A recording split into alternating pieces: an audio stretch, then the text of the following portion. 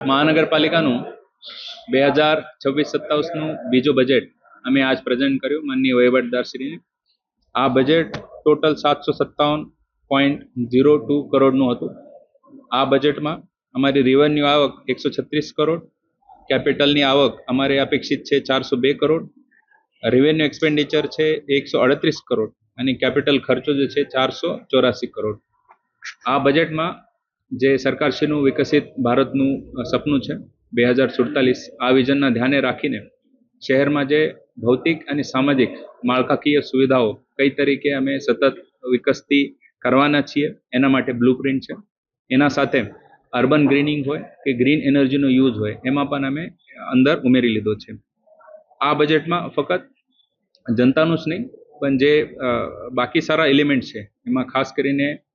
જળ હોય, જેના પાણીનું પીવાનું વિષય હોય, ડ્રેનેજનો વિષય હોય, સ્ટોર્મનો વિષય હોય, એ બધામાં સુદૃઢીકરણ કરવાનું અમે નક્કી કર્યું છે. અને એ સાથે આપણે કહેવા મને બહુ આનંદ થાય છે કે રોડ પ્રોજેક્ટ માટે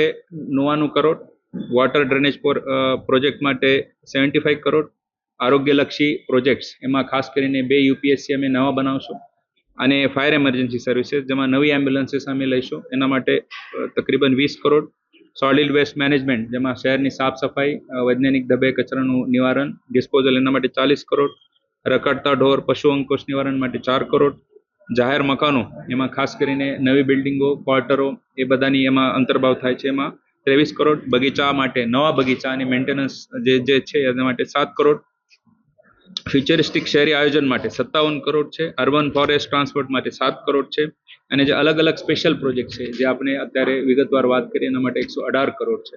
એના એ પ્રકારે 450 કરોડનું જે ખાસ કરીને સ્પેશિયલ પ્રોજેક્ટ્સ અને કેપિટલ જે એક્સપેન્ડિચર છે અમે આ બજેટમાં